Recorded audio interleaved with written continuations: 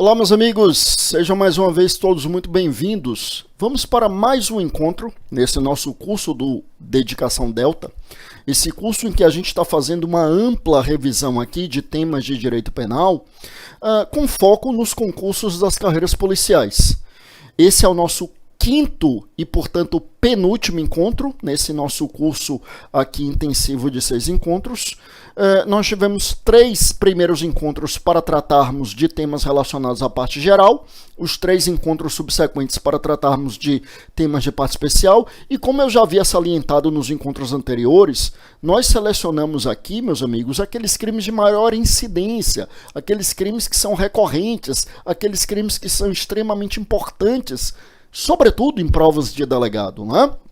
De modo que, no nosso encontro anterior, nós trouxemos aqui muitas considerações sobre o crime de homicídio, e hoje eu vou tratar de um outro tema que também faz parte do dia a dia do delegado de polícia e, consequentemente, tem uma grande incidência em prova de concurso de delegado, que é exatamente o crime de roubo, o famoso artigo 157 do Código Penal, crime de roubo, portanto. Mas antes disso, volte comigo aqui para a tela, como eu sempre faço. Procuro colocar aí à disposição os nossos canais, onde nós sempre estamos procurando fornecer conteúdo jurídico que possa, de algum modo, contribuir, auxiliar aí na sua caminhada rumo à aprovação. Nosso site, www.fabioroque.com.br, o YouTube, Fábio Roque Araújo, lá no Instagram estamos como Professor Fábio Roque, em todos esses canais sempre procurando aí, como eu disse, fornecer conteúdo jurídico gratuitamente, de modo a dar continuidade ao trabalho desenvolvido nas aulas, tá? E sem mais delongas, então a gente vai lá para o famoso crime do artigo 157 do Código Penal, 157 caput. Ao tratar do roubo, ele nos diz assim: subtrair coisa móvel alheia para si ou para outrem, mediante grave ameaça ou violência à pessoa, ou depois de havê-la por qualquer meio reduzido à impossibilidade de resistência, a pena de reclusão de 4 a 10 anos, além da multa. A primeira observação que eu quero trazer é nós lembrarmos aqui o seguinte: nós estamos muito acostumados a pensar o roubo enquanto um furto acrescido de violência ou ameaça. Aliás, é muito comum que a gente traga isso como grande diferença entre o furto e o roubo, né? Sobretudo, para quem não é da área jurídica, a gente vai procurar explicar a diferença entre furto e roubo, a gente costuma diferenciar assim, né? Não, o roubo é quando tem violência ou grave ameaça, mas cuidado, porque lembra que tem uma terceira diferença. Porque o roubo é um furto, subtrair para si ou para outra em coisa alheia móvel. Aliás, é até curioso, né? Porque o 155, ao tratar do furto, fala em coisa alheia móvel, o 157 fala em coisa móvel alheia, apenas uma mera falta de técnica legislativa, porque é rigorosamente a mesma coisa.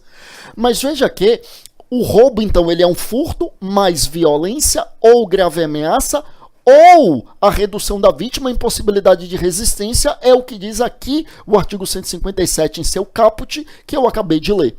Então, essa hipótese do haver reduzido a vítima ali por qualquer meio à impossibilidade de resistência, meus amigos, também caracterizaria o roubo.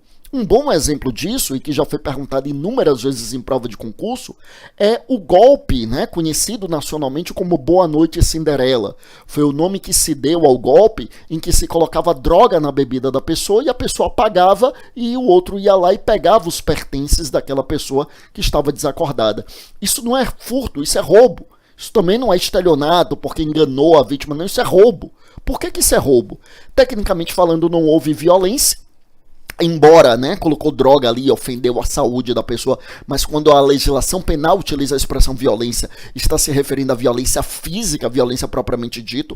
Qualquer outra modalidade de violência é dito expressamente na lei, quando é o caso, quando acontece, como acontece, por exemplo, com a Lei Maria da Penha, né? Mas, fora isso, quando se fala em violência aqui, é violência física, violência propriamente dita, também chamada de violência real, e não houve essa violência física propriamente dita.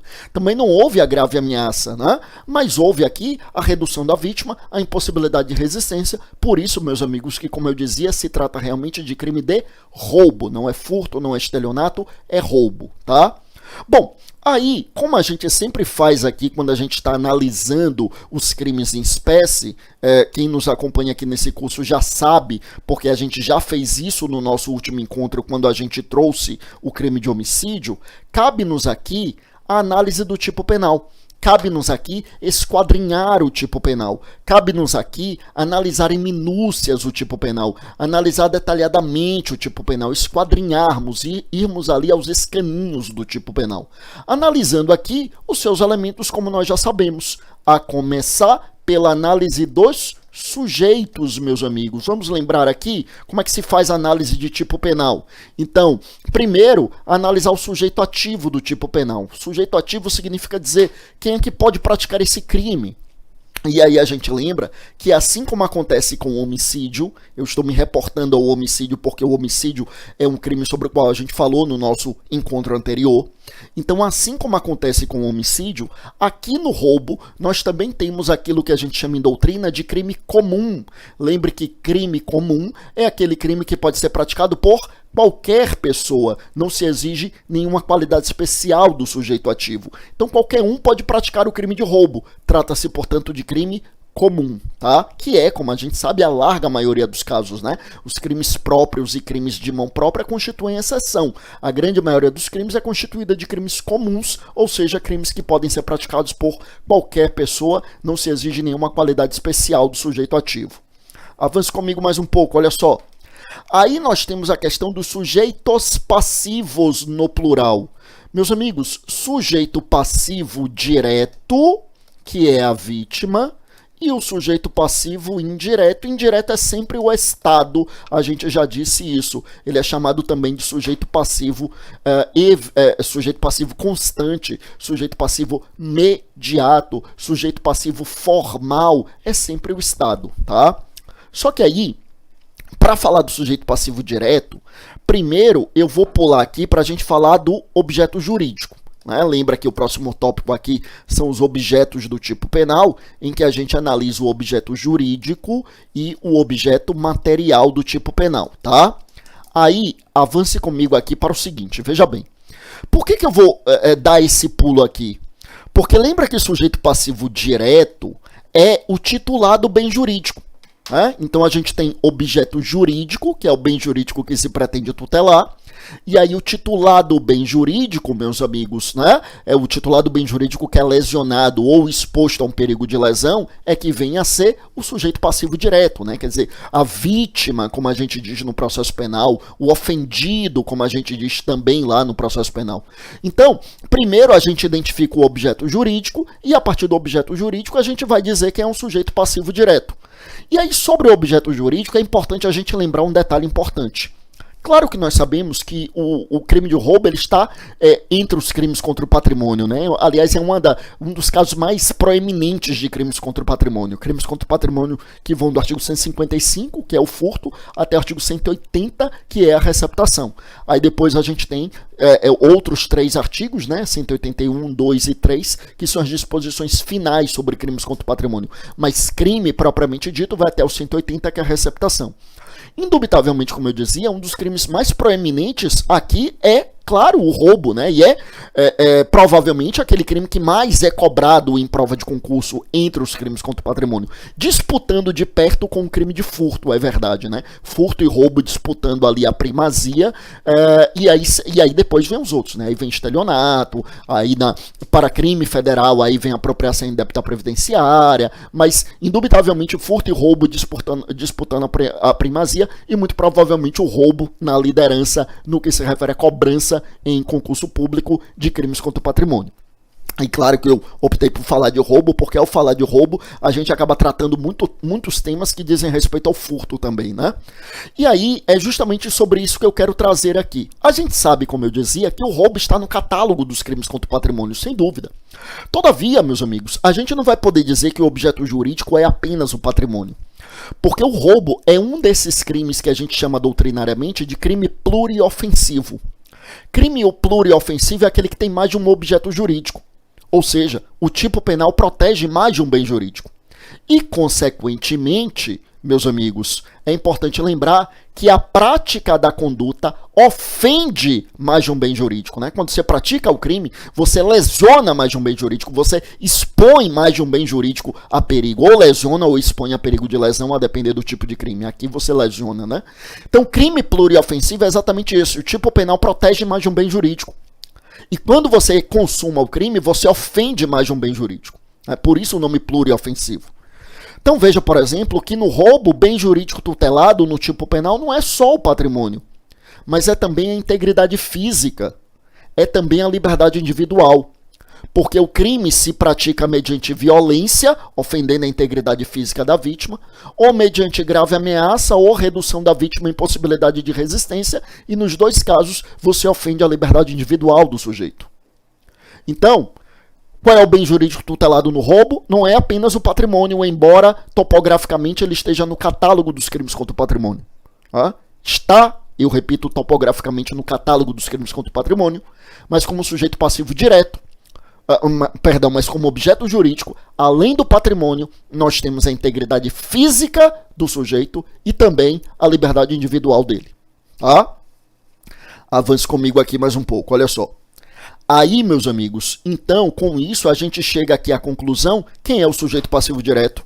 Ora, sujeito passivo direto, meus amigos, é o titular do bem jurídico patrimônio, bem como o titular do bem jurídico, integridade física ou liberdade ambulatorial, liberdade individual, que foram violados. Não é a ambulatorial, né? É a liberdade individual que foram violados. Então, veja que o titular desses bens jurídicos pode coincidir na mesma pessoa, que é o que acontece na grande maioria dos casos, né? Quer dizer, o ladrão aborda a vítima, ameaça a vítima e leva o dinheiro da vítima. Então, na mesma vítima, eu tenho ali o titular do patrimônio e o titular da liberdade individual. Mas pode ser que eu tenha ali vítimas, né, distintas. Imagine você, por exemplo, que o sujeito está ali transportando o dinheiro da empresa para a qual ele trabalha. E o ladrão aborda, aponta a arma e leva o dinheiro da empresa. Quer dizer, como vítima eu tenho a empresa, que é titular, né, a pessoa jurídica que é titular do patrimônio que foi subtraído, e eu tenho, obviamente, também a pessoa que transportava, porque é essa pessoa que tem ali lesionada ou a integridade física ou, como no meu exemplo, que havia ameaça, a liberdade individual. Então pode ser, veja que um mesmo crime roubou a pessoa que estava com o dinheiro da empresa, eu tenho uma dupla sujeição passiva, uma dupla titularidade na condição de sujeito passivo. Tá?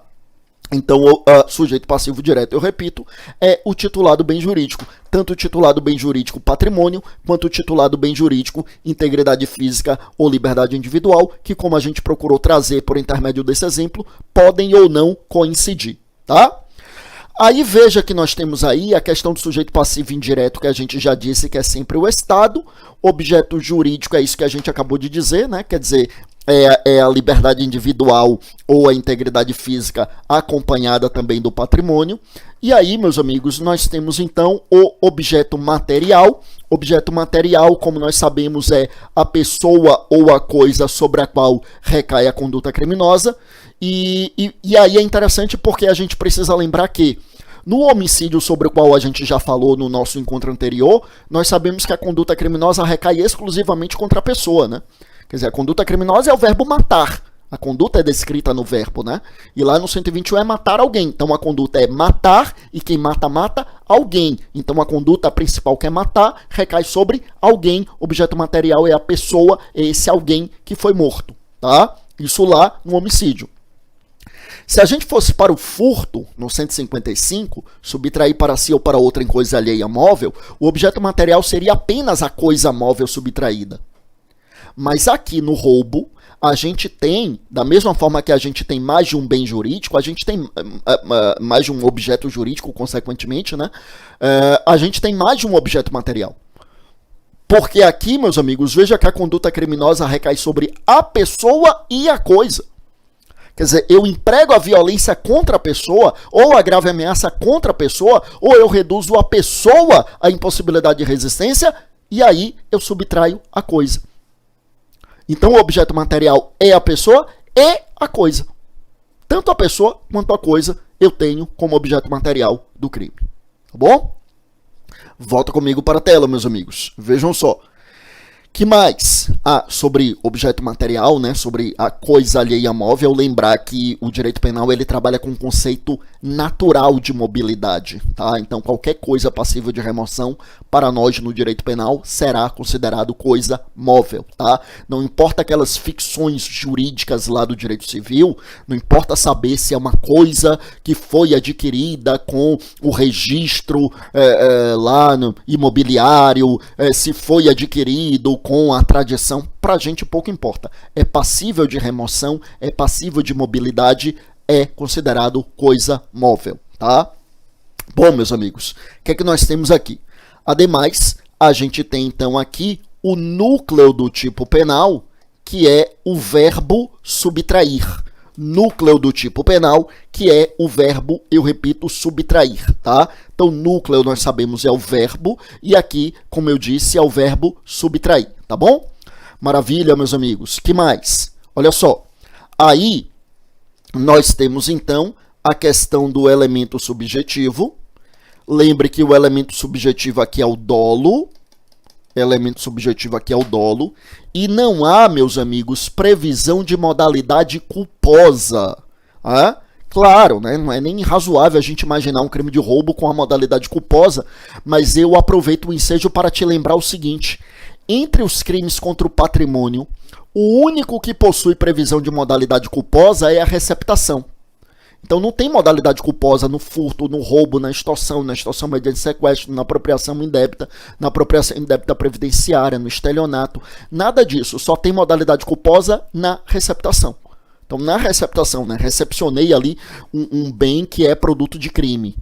Né? Então aí, se eu não sabia, mas eu deveria desconfiar, aí é crime, né? Então, receptação culposa. Então, assim, eu não sei que é produto de crime, mas eu deveria desconfiar. Não tinha nota fiscal, o sujeito não diz qual é a procedência, a desproporção entre o preço e o valor, né? Quer dizer, o valor da coisa é X, mas o preço está lá embaixo. Então, assim, eu não sei que é produto de crime, mas eu deveria saber. Aí eu recepciono aquela coisa, é crime de receptação na modalidade culposa. É o único crime contra o patrimônio com modalidade culposa, tá? O roubo, obviamente, não tem modalidade culposa, então, em relação ao elemento subjetivo, é o dolo, tá? Bom, que mais, meus amigos? Olha bem, aí a questão da consumação, bem como a questão da tentativa, nosso próximo tópico aqui. O que é que a gente precisa lembrar quando a gente trata dessa temática? Meus amigos, vejam, qual é o momento consumativo no crime de roubo? E aí é interessante porque é a mesma regra lá do furto, né? O mesmo momento consumativo do furto. Qual é o momento consumativo? Tanto no roubo quanto no furto, o crime estará consumado no momento em que o ladrão inverte a posse, ou seja, a posse da coisa, né? Vamos nos acostumar aqui com essas expressões, né? Então, a posse da coisa, a res furtiva. Eu até falei aqui que é dolo, né, o elemento subjetivo. Eu não coloquei, mas eu coloco agora. Esse dolo de furtar, né, de subtrair é o animus furandi. Animus furandi, ele é muito utilizado lá no furto, mas no roubo é o mesmo animus, né? É o mesmo animus furandi. Agora, claro que, mediante violência, grave ameaça ou após haver reduzido a vítima em possibilidade de resistência. Então, res furtiva aqui é a coisa subtraída. Eu dizia que o ladrão, ele consuma o crime quando ele inverte o ônus. Ele inverte a posse da res furtiva, né? A posse da coisa subtraída. A posse estava com a vítima, agora está com o ladrão. Agora veja, não há necessidade de ele, ladrão, ter a posse mansa e pacífica. Basta que ele tenha a posse da coisa, independentemente, eu repito, de ser posse mansa ou pacífica. Com isso, nós adotamos a chamada teoria da amócio, ou teoria da apreensio. Né? Aqui tem um H no meio. Apreensio, né? São sinônimos. Teoria da amócio ou teoria da apreensio é essa teoria, né, são sinônimos, como eu disse, é essa teoria acolhida tanto pelo Supremo Tribunal Federal quanto pelo Superior Tribunal de Justiça para fixar o momento consumativo tanto do roubo quanto do furto. Tanto no roubo quanto no furto é necessário que o ladrão tenha posse da coisa, ainda que não seja posse mansa e pacífica. Teoria da amócio ou teoria da apreensio. Eu prossigo ainda para mais uma informação. É importante chamarmos a atenção ainda para o seguinte, meus amigos. A gente pode dizer exatamente isso que eu já disse, só que com outras palavras. O que é que eu disse? Inversão da posse. O ladrão tem a posse da coisa ainda que não seja posse pacífica. Maravilha. Eu vou dizer a mesma coisa, só que com outras palavras, dizendo assim. É necessário que a coisa saia da esfera de disponibilidade da vítima, ainda que não tenha saído de sua esfera de vigilância. Eu repito, é necessário que tenha saído da esfera de disponibilidade da vítima, ainda que não tenha saído da sua esfera de vigilância. É a mesma coisa de dizer que o ladrão já tem a posse da coisa, ainda que não seja posse mansa e pacífica. Saiu da esfera de disponibilidade da vítima, é porque a vítima não tem mais a posse está com o ladrão. Mas não é a posse mansa e pacífica, é porque ainda está, não saiu, portanto, da esfera de vigilância da vítima, tá? Volte comigo aqui para a tela.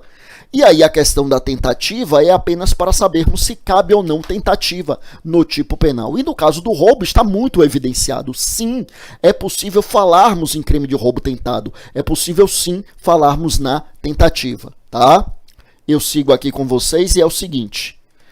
Na ação penal, no que se refere à ação penal, aqui eu tenho um crime que é de ação penal pública incondicionada. Crime de ação penal pública incondicionada, como aliás a grande maioria dos crimes patrimoniais. Temos exceções, é verdade, né? A gente tem um crime do artigo 156, que é o crime de furto de coisa comum, que é de ação penal pública condicionada à representação do ofendido. Temos ainda o estelionato, que depois do pacote anticrime, né, que entrou em vigor em 23 de janeiro de 2020, passou a ser, em regra, ação penal pública condicionada à representação do ofendido. Antes era ação penal pública incondicionada. Depois do pacote anticrime, passou a ser, em regra, ação penal pública condicionada à representação. Tá? Por que em regra? É porque o estelionato, que em regra, eu repito, passou a ser ação penal pública condicionada à representação do ofendido, será de ação penal pública incondicionada em alguns casos. Primeiro caso, quando a vítima for administração pública. Segundo caso, quando a vítima for pessoa com idade acima de 70 anos. Terceiro caso, quando a vítima for menor de idade, criança ou adolescente. E em quarta hipótese, quando a vítima for incapaz. Né? Então, nesses 4 casos, o estelionato será de ação penal pública incondicionada. Fora isso, ele será de ação penal pública condicionada à representação do ofendido. Tá? Veja aqui comigo, para a gente caminhar aqui, para fechar as penas, e aí são penas, né, de reclusão de 4 a 10 anos, e, portanto, não cabe aqui, meus amigos, nenhum dos institutos despenalizadores. Tá? Não cabe suspensão condicional do processo, que seria apenas para crime com pena mínima até 1 ano. Não cabe transação penal, que seria para crime com pena máxima até 2 anos. Não cabe composição civil dos danos, que seria para crime com pena máxima até 2 anos e já não caberia por ser ação penal pública incondicionada. Não cabe a ANPP, o acordo de não persecução penal, que é para crime com pena mínima inferior a 4, aqui a pena mínima já é de 4, e também a ANPP é só para crime sem violência ou grave ameaça, que aqui não é o caso. E aqui não cabe nem, depois da condenação, a substituição pela pena restritiva de direitos. Porque para que haja essa substituição, é necessário, meus amigos, que a gente tenha crime doloso sem violência ou grave ameaça, o que também não é o caso. Tá? Bom, mais algumas coisas importantes aqui sobre o crime de roubo, meus amigos. Olha só. O roubo, ele tem a seguinte estrutura topográfica, né? Por enquanto a gente só viu o caput, mas veja que a gente já falou de muita coisa, né? A gente já esquadrinhou todos os elementos do tipo penal, e isso já é muita coisa sobre o tipo penal, mas muita coisa mesmo. Mas ainda temos outros temas muito importantes para lembrarmos.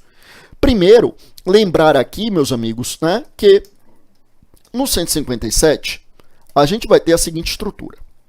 O caput é o que a gente acabou de analisar, né? Que é o que a gente chama de roubo próprio. Aí a gente vai ter o parágrafo 1º, que é o que a gente chama doutrinariamente de roubo impróprio. E depois a gente vai ter parágrafo 2º, o parágrafo 2º-A e o parágrafo 2º-B, Em todos esses casos, nós teremos majorantes. Majorantes significam causas de aumento de pena. São as hipóteses de roubo majorado, também chamado de roubo circunstanciado. Eu repito, parágrafo 2º, parágrafo 2º A e parágrafo 2º B são as hipóteses de majorantes. Majorantes, como eu disse, também são chamadas de causas de aumento de pena. São as hipóteses, portanto, nas quais a gente vai falar em roubo majorado ou ainda roubo circunstanciado. E, por fim, a gente tem um parágrafo 3º, meus amigos, em que a gente terá as qualificadoras do roubo. Tá? No parágrafo 3º, nós teremos as qualificadoras do crime de roubo. Tá bom? Vamos lá. Olha só. Então, a gente já esquadrinhou o tipo penal, né? Falando aqui do CAPT. Vou para o roubo impróprio. O que é o roubo impróprio, meus amigos? Veja, o roubo próprio, que é o que a gente viu no CAPT, é o roubo propriamente dito. Ou seja, é aquele em que o ladrão emprega violência para subtrair, ou ele emprega grave ameaça para subtrair, ou ele reduz a vítima em possibilidade de resistência para poder subtrair. O roubo impróprio é diferente. Embora também seja roubo, mas como é que se dá o roubo impróprio?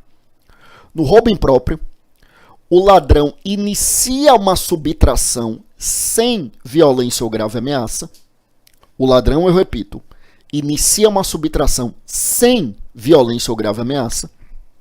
E após haver iniciado essa subtração, ele emprega a violência ou a ameaça. Aqui não entra a questão da redução à impossibilidade de resistência, mas eu repito que após haver iniciado a subtração, ele emprega a violência ou a ameaça para assegurar o êxito da subtração que já se iniciara.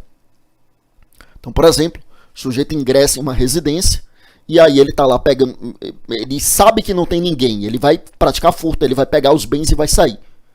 Mas aí, quando ele pega os bens, quando ele está saindo, ele encontra o proprietário que está voltando para casa. Pega o ladrão de surpresa, tenta impedir o ladrão, aí o ladrão bate no proprietário e leva os bens.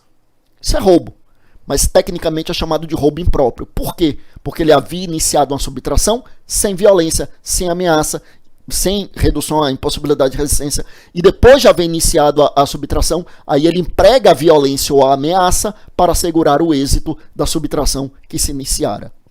Veja como é que está, né? Com outras palavras, é isso que diz o parágrafo 1º, que a gente coloca aqui na tela agora. O parágrafo 1º do artigo 157 diz assim: na mesma pena incorre quem, né? Quer dizer, é uma figura equiparada ao roubo, que é chamado tecnicamente de roubo impróprio, né? Quando tem essa expressão assim, na mesma pena incorre quem, é quando a gente tem tecnicamente a figura equiparada ao crime, né? Então aqui seria uma figura equiparada ao crime de roubo, que a gente chama tecnicamente de roubo impróprio, tá? Então, na mesma pena incorre quem, logo depois de subtraída a coisa, emprega violência contra a pessoa ou grave ameaça. Veja que, como eu disse aqui, não entra no roubo impróprio a questão da redução à impossibilidade de resistência. Então, ele emprega violência ou grave ameaça a fim de assegurar a impunidade do crime ou a detenção da coisa para si ou para terceiro. Tá? Quer dizer, assegurar o êxito da subtração que se havia iniciado. E aí, conforme a gente viu, olha aqui comigo, é rigorosamente a mesma pena do roubo propriamente dito, pena, portanto, de reclusão de 4 a 10 anos. Tá? Bom, então, meus amigos, vejam, a gente já falou muita coisa sobre o roubo, a gente já esquadrinhou todo o tipo penal, já falamos do roubo próprio e do roubo impróprio. Eu volto daqui a pouco no próximo bloco para a gente fechar o crime de roubo, falando das causas de aumento de pena e também das qualificadoras. Daqui a pouco a gente volta. Vamos lá.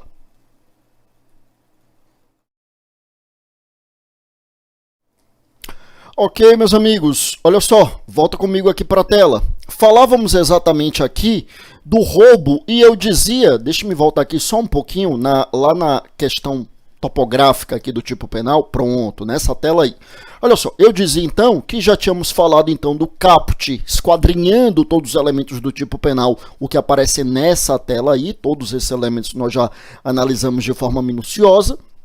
Aí vimos também a questão do parágrafo 1º, que nos traz o roubo impróprio, e eu dizia que voltaríamos agora para tratarmos das majorantes, que se encontram no parágrafo 2º, parágrafo 2º A e parágrafo 2º B, e também para tratarmos das qualificadoras, que se encontram, meus amigos, estampados no 3º parágrafo desse artigo 157. E é o que a gente vai procurar fazer agora, a começar então pelas majorantes. Então, majorantes, eu repito, não confundir com as qualificadoras. Nas majorantes, nós temos causas de aumento de pena. Lembra da diferença? Quando a gente tem majorante, ou seja, causa de aumento de pena, a gente vai ter uma fração de aumento a incidir ali na terceira fase da dosimetria da pena. Então, por exemplo, aqui no parágrafo 2º, a gente vai ver que se diz, né, a pena aumenta-se de 1/3 até a metade. Então, é uma fração que varia de 1/3 até a metade, a depender do caso, para aumentar a pena ali, para chegar na pena definitiva. Aí no parágrafo 2º A, você fala, aumenta a pena até 2/3. No parágrafo 2º B, aumenta-se a pena no dobro. Mas quer dizer, são aumentos a serem valorados pelo julgador ali na terceira fase da dosimetria da pena. Já quando a gente fala em qualificadora, que é lá do parágrafo 3º, né, a gente vai ver, eu já antecipo que qualificadora no roubo só são 2 casos, ou é quando da violência resulta lesão grave ou quando resulta morte, aí é qualificador, o resto é majorante, conforme a gente vai ver. Nessas qualificadoras, aí a gente vai ver que os parâmetros mínimo e máximo de pena são exasperados. Né? Os parâmetros em abstrato é como se fosse um novo tipo penal. Então, no roubo qualificado pela morte, que é o que a gente chama de latrocínio, a pena do roubo, que é ordinariamente de 4 a 10, passa a ser de 20 a 30. Quer dizer, a gente tem novos parâmetros mínimo e máximo de pena. A gente tem novos parâmetros no tipo penal. Tá? Então aí a gente fala em qualificadora. Lembrando que esses parâmetros poderiam ser só a mínima ou só a máxima, mas geralmente aumenta-se as duas na qualificadora, tá? Volta comigo aqui para a tela, olha só. Então, olha comigo aí o parágrafo 2º, né? A questão, como eu dizia, do roubo majorado ou roubo circunstanciado, ou seja, o roubo com a causa de aumento de pena. Que se diz assim, a pena aumenta-se de 1/3 até metade. Aí veja que o inciso de número 1 foi revogado. Eu vou falar dessa revogação daqui a pouco, mas não agora. Aqui, o que estava escrito até essa lei que eu estou destacando aí, Lei 13.654 de 2018, até essa lei, o que estava escrito aqui era mediante emprego de arma. Então, era a pena aumentada de 1/3 até metade, mediante emprego de arma, tá? Mas sobre a questão da arma, eu falo daqui a pouco. Olha bem, aí, no inciso de número 2, a gente tem, se há o concurso de 2 ou mais pessoas. Então, se houver concurso de pessoas, né? E aqui esse concurso de pessoas, meus amigos, pouco importa se é pouco importa se é concurso na modalidade coautoria ou se é participação, não importa, né? Tendo coautores, tendo partícipes, a gente fala em concurso de pessoas e, portanto, fala nesse roubo majorado. No furto, não, o furto mediante concurso de pessoas não tem majorante, lá é qualificadora. Então veja, o furto com concurso de pessoas é qualificadora. A pena base do furto, a pena do furto simples é de reclusão de 1 a 4. No furto qualificado, né, pelo concurso de pessoas, a pena passa a ser de 2 a 8. Então a pena mínima é elevada, a pena máxima em abstrato também é elevada. Lá no furto é qualificadora, é o parágrafo 4º do artigo 155. Então furto em concurso de pessoas é furto qualificado. Roubo em concurso de pessoas não é qualificado. Eu já falei que o roubo só é qualificado em 2 casos. Quando da violência empregada no roubo resulta lesão grave ou resulta a morte da vítima. Aí o roubo é qualificado. Fora isso, é roubo circunstanciado, né? Quer dizer, roubo com causa de aumento de pena. Tá? Então aqui, como eu dizia, a gente tem esse roubo circunstanciado, meus amigos, pelo concurso de 2 ou mais pessoas. Aí veio uma súmula do STJ, que é a súmula 442, que é o seguinte... Tinha alguns defensores que queriam, lá no crime de furto, ao invés de aplicar a qualificadora, aplicar por analogia in bonam partem a causa de aumento do roubo. Eu explico, olha só. O furto simples, como eu disse, ele tem pena de reclusão de 1 a 4. E o furto qualificado tem pena de reclusão de 2 a 8. Aí o que é que alguns defensores queriam? Que o furto mediante concurso de pessoas, que no lugar de aplicar a qualificadora, que está lá prevista no 155, parágrafo 4º, que a gente aplicasse, por analogia em bonum partem, a majorante do 157, parágrafo 2º. Aí a gente aplicaria, ao invés de aplicar a qualificadora, a gente pegaria a pena do furto simples e aplicaria a majorante de 1/3 até metade, tá? Bom, vamos lá, meus amigos. Aí, o que é que acontece, né? O que acontece é que veio o STJ na súmula 442 e disse não dá para fazer essa analogia. Por que não dá? Porque aqui não é caso de analogia. Para o furto é uma coisa, para o roubo é uma coisa. Para o furto é qualificadora, para o roubo é causa de aumento de pena. E não dá para aplicar a causa de aumento de pena no furto. Por quê? Porque, como eu disse aqui, não é caso de analogia. Para que haja analogia é necessário que exista uma lacuna legislativa. E nesse caso não tem lacuna legislativa. Quando é que a gente faz analogia? Quando a lei tem uma lacuna, e aí, ou seja, a lei não disse o que fazer naquele caso, mas a lei disse o que fazer em um caso análogo. Aí eu aplico, né, o tratamento que a lei deu a um caso análogo, eu aplico a esse caso que foi lacunoso. Aí é analogia. E aqui não dá para fazer analogia, porque a lei não foi lacunosa ao tratar do furto em concurso de pessoas. A lei disse claramente, o furto em concurso de pessoas é qualificadora.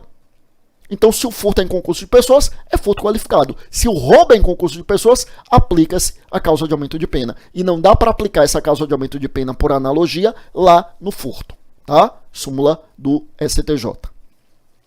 Volta comigo para a tela, meus amigos. Que mais? Aí, olha bem, no inciso de número 3, nós temos aí o seguinte. Se a vítima está em serviço de transporte de valores e o agente conhece tal circunstância.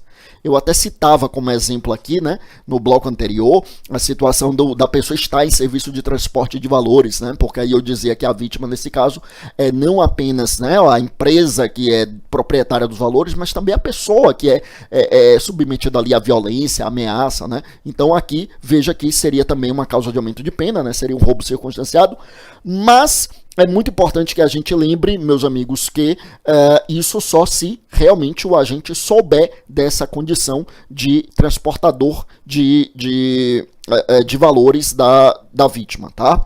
O inciso de número 4 vem diz assim: se a subtração for de veículo automotor que venha a ser transportado para outro estado ou para o exterior, lá, quando a gente fala, meus amigos, no furto, isso aqui também é hipótese.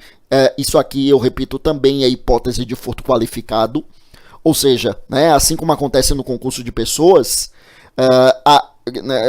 que lá no furto é qualificador e aqui no roubo é causa de aumento de pena, essa questão do veículo automotor que é levado para outro estado ou para outro país é a mesma coisa. Lá no furto é qualificadora, aqui no roubo é causa de aumento de pena.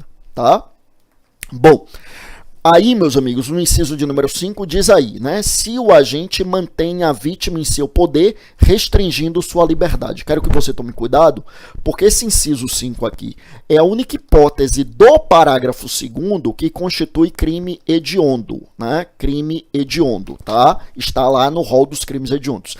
Antes da lei anticrime, o roubo só era hediondo quando era o roubo qualificado pela morte. Antes da lei anticrime, o roubo só era hediondo só nesse caso, roubo qualificado pela morte. Aí depois da lei de crime hediondo, depois da lei anticrime, alterou-se a lei de crimes hediondos e aí o roubo passou a ser crime hediondo em algumas outras hipóteses. Quando é que o roubo é crime hediondo? Nessa única hipótese do parágrafo 2º, ou seja, quando tem restrição à liberdade da vítima.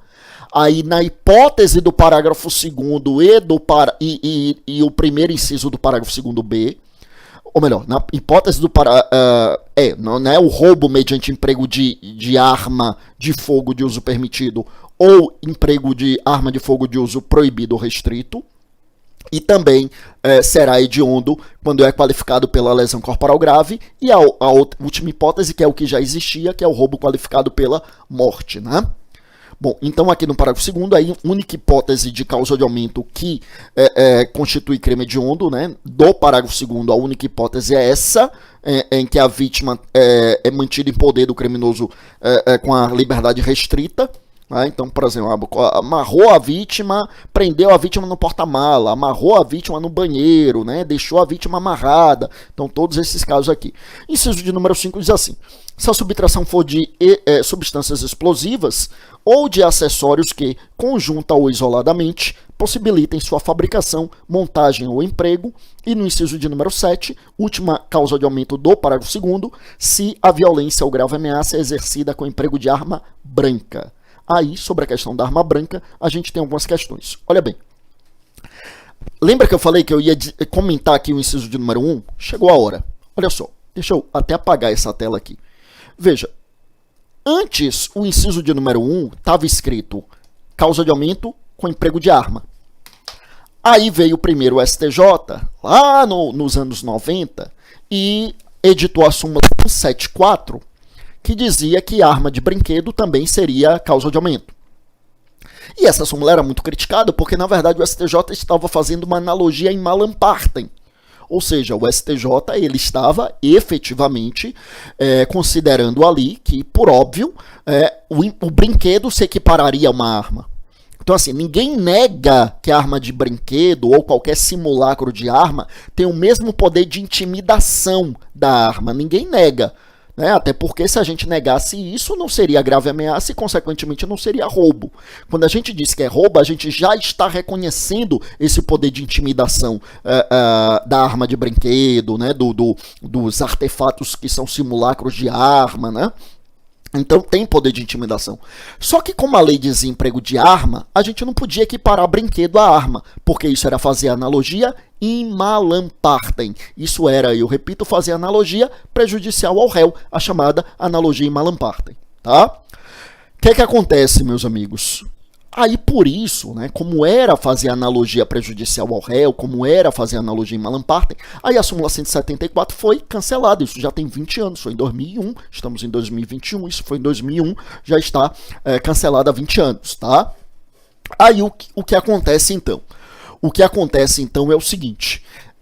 Então, era só emprego de arma para ser a causa de aumento de pena. Só que se entendia que aqui abrangia a arma branca e também abrangia a arma de fogo. E aí, arma de fogo, tanto importa se uso permitido, uso restrito, uso proibido, pouco importa, tá? Porque falava em arma e a lei não diferenciava. Aí, com a lei 13.654 de 2018, aí esse inciso 1 foi revogado e aí criou-se, vou avançar aqui para outra tela, criou-se o parágrafo 2º-A, dizendo que a pena seria aumentada até 2/3 se houvesse emprego de arma de fogo. Está aí no inciso de número 1. Então, o que acontece? O que acontece é que, vou voltar na outra tela, como antigamente se entendia que a expressão arma abrangia arma branca e arma de fogo, então, para a arma de fogo, essa lei piorou a vida do ladrão. Porque antes aumentava-se a pena de 1/3 até a metade, e com a lei de 2018 passou a aumentar a pena até 2/3. Então, para a arma de fogo, foi uma novatio legis impejus, quer dizer, uma nova lei para pior. Mas para a arma branca foi melhor para o criminoso. Por que foi melhor? Porque antes a lei falava em arma, o entendimento pacífico é que se a lei não diferenciava, não cabia ao intérprete diferenciar, e, portanto, se falava em arma, a gente tinha de abranger a arma branca, a gente não podia abranger brinquedos ou simulacros de arma, porque aí não é arma. Mas arma branca é arma, então incidia a causa de aumento. Só que com a lei 13.654, aí foi revogado esse inciso de número 1 e houve aqui, né, para a arma branca, uma novatio legis in melius, quer dizer, uma nova lei para melhor. Quer dizer, para quem havia praticado o crime com arma branca, já não podia caber a causa de aumento. Tá? Então, para quem praticou crime até a lei 13.654, arma branca, incidia a causa de aumento. Depois disso, veio a nova lei, que obviamente para quem usou arma branca é benéfica, e tirou a causa de aumento. Olha que interessante, né? A lei ela foi benéfica para quem usou arma branca e ela era maléfica para arma de fogo.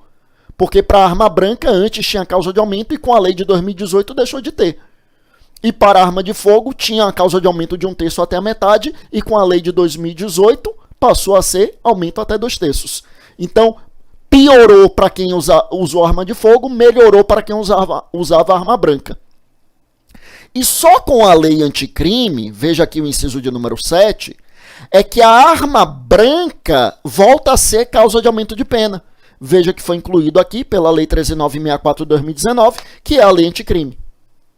Ou seja, até a Lei 13.654 de 2018, arma branca tinha causa de aumento de pena. A partir da Lei 13.654 de 2018, deixou de ser causa de aumento de pena e só voltou a ser com a lei anticrime, que é a Lei 13.964 de 2019. Tá? Agora, em relação à arma de fogo, aí até a lei de 2018, a Lei 13.654, aplicava-se a causa de aumento de pena de 1/3 até a metade. A partir daí, passou-se a aplicar a causa de aumento de pena até 2/3. E com a lei anticrime, porque até então não se diferenciava a arma de fogo, mas com a lei anticrime, aí olha só, aí criou-se o parágrafo 2º-B, dizendo o quê? Dizendo que se a violência ou grave ameaça é exercida com emprego de arma de fogo de uso restrito ou proibido, aplica-se em dobro a pena prevista no caput deste artigo. Ou seja, olha como é que foi a arma de fogo. Né? Arma de fogo, então, até a Lei 13.654 de 2018, arma de fogo qualquer que fosse ela, aumentava-se a pena de 1/3 até a metade. Com a Lei 13.654 de 2018, então, arma de fogo qualquer que fosse ela, aumentava-se a pena até 2/3. Com a lei anticrime, aí a gente passa a ter uma diferenciação. Porque se for arma de fogo de uso permitido, aumenta-se a pena até 2/3. Mas arma de fogo de uso proibido ou restrito, aí aumenta-se a pena no dobro. Tá? Então, esses marcos são importantes para a gente compreender a temática. Eu volto com vocês aqui na tela anterior, porque o parágrafo 2º-A, a gente só falou do inciso 1, tá? O inciso 1, creio que já ficou muito bem compreendido, que é emprego de arma de fogo, e depois da lei anticrime, passou a ser apenas a arma de fogo de uso permitido. Né? Embora o inciso 1 não diga isso, mas se lá no parágrafo 2º-B a gente tem uma causa de aumento maior para arma de uso restrito ou proibido, então é óbvio que nesse parágrafo anterior, quando se fala em arma de fogo, é claro que só pode ser arma de fogo de uso permitido. Tá? Então vamos lá. Então, só que veja aí comigo, meus amigos, eu já antecipei que nesse caso do emprego da arma de fogo, a gente tem, desde a lei anticrime, crime hediondo. Antes da lei anticrime não era crime hediondo, mas com a lei anticrime mudou aqui nesse ponto lá a lei de crimes hediondos, que é a lei 8.072 de 1990, e aqui passou a ser crime hediondo. O que chama a atenção é o inciso 2. O inciso 2 diz assim, né? A pena aumenta-se até 2/3 se a destruição ou rompimento de obstáculo mediante o emprego de explosivo ou de artefato análogo que cause perigo comum. Então, o sujeito utilizou bombas, né? O sujeito vai roubar ali e ele utiliza bombas, né? Veja, aqui, o que é que chama a atenção? Por que eu falei que isso aqui chama a atenção? Tudo bem, em relação à pena, em relação ao Código Penal, não tem muita controvérsia, né? Em relação ao Código Penal, a gente tem uma causa de aumento de pena, a pena será aumentada até 2/3, está tudo tranquilo. Mas sabe o que é extremamente curioso? Quer dizer, não é curioso, né? É uma brutal violação ao princípio da proporcionalidade. É que esse roubo aqui, com emprego de explosivo, artefato análogo que cause perigo comum, ele não é crime hediondo. Ele não é crime hediondo.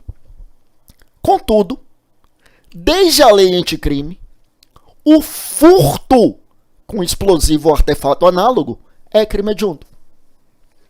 Aliás, depois da lei anticrime, foi a primeira vez que a gente teve um furto, né, no catálogo dos crimes hediondos. O furto, ele só passou a ser crime hediondo depois da lei anticrime, só é crime hediondo nesse caso, que é o caso do emprego do artefato explosivo, né, do explosivo ou artefato análogo.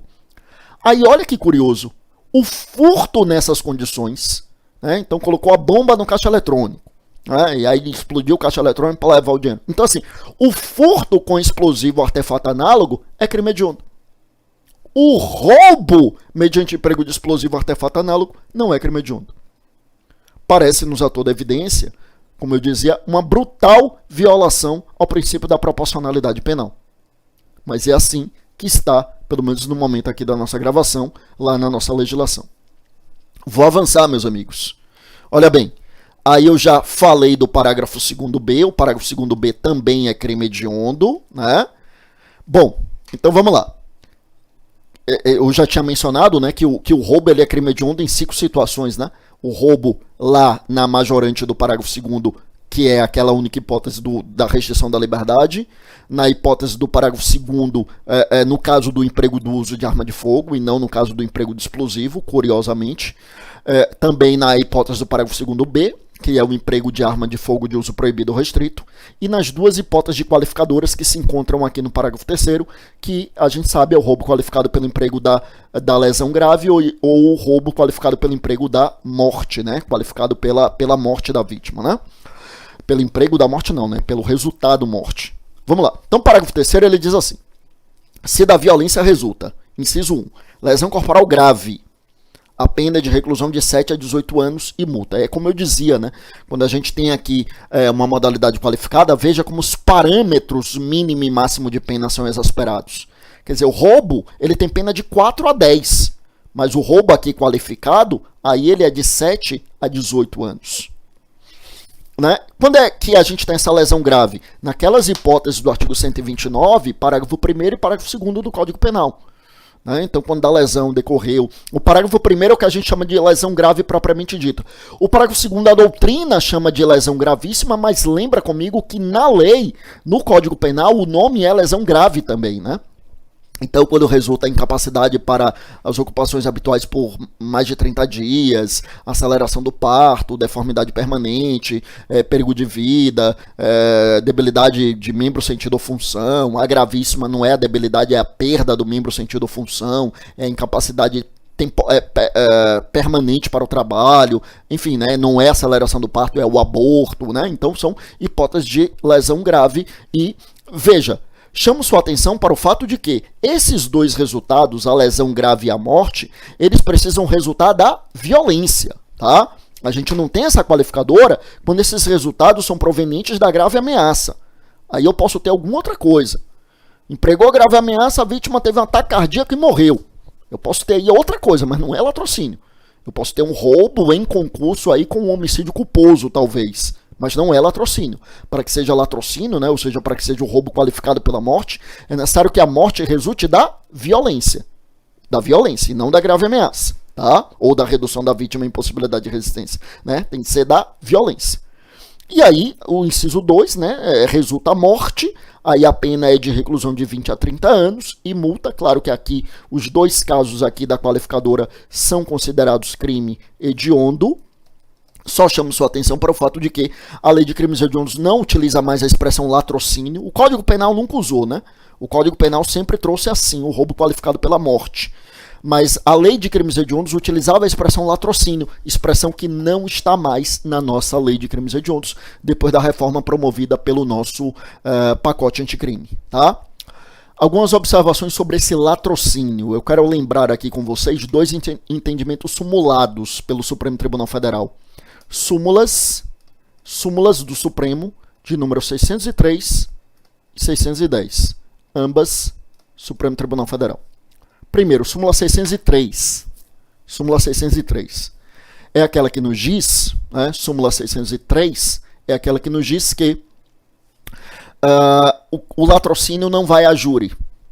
Claro que não vai a júri, né? Uma súmula já antiga, entendimento hoje já completamente consagrado, consolidado. O latrocínio não tem como ir a júri, porque júri é para crimes dolosos contra a vida. Tá? Latrocínio é crime contra o patrimônio. É claro que a gente tem o resultado morte, mas existem vários outros crimes também que possuem resultado morte que não vão a júri. Quer dizer, não é porque teve o resultado morte que vai a júri. Para que vá a júri é necessário que seja crime doloso contra a vida. Ou que seja um crime conexo ao crime doloso contra a vida. Então, da mesma forma que o roubo qualificado não vai a júri, né, ou seja, o latrocínio não vai a júri, também não irá a júri a tortura qualificada pela morte, o estupro qualificado pela morte. São várias possibilidades e que não vão a júri. Tá? Então, essa é a súmula 603 do Supremo. A súmula 610 é uma súmula antiga, né, mas até hoje muita gente confunde isso aqui. É uma súmula lá da década de 60, né? A súmula 610, meus amigos, é aquela que nos diz o seguinte, que haverá latrocínio, e o latrocínio aí nesse caso é consumado, quando o sujeito emprega a violência, ele mata a vítima, mas ele não logra êxito na subtração. Então emprega a violência, mata a vítima, mas não logra êxito na subtração. Então neste caso, meus amigos, é evidentemente uma hipótese de latrocínio. Só que na dicção do Supremo Tribunal Federal teríamos aqui um latrocínio consumado, tá? Então, latrocínio consumado nos termos da súmula 610 do Supremo Tribunal Federal. Tá bom? Com isso, meus amigos, vejam só, a gente caminha aqui para encerrar esse nosso encontro. Veja que a gente analisou, né, todos os pormenores aqui do crime de roubo, que é um crime extremamente importante para prova de concurso, sobretudo prova de delegado, né, porque, convenhamos, é do dia a dia do delegado de polícia. É do dia a dia do delegado de polícia. Então, é um crime realmente extremamente importante. A gente com isso conclui aqui o nosso penúltimo encontro nesse nosso curso aqui do Dedicação Delta. A gente terá mais um encontro para tratar ainda de crime em espécie. Evidentemente escolhendo aqui, selecionando um crime em espécie de muita relevância e de muita incidência em prova de concurso, como a gente já fez nesses dois encontros, né? No último encontro que a gente trouxe o homicídio e hoje que a gente trouxe o crime de roubo. Dois crimes extremamente importantes para concurso, dois crimes com extrema incidência em prova de concurso. Para encerrar então, da mesma forma que nós iniciamos aqui, eu coloco à disposição aqui os meus canais de comunicação, podem entrar em contato comigo aí pelas redes sociais, nosso site, Fábio Roque, né, www.fabioroque.com.br, o YouTube Fábio Roque Araújo, no Instagram, @professor Fábio Roque.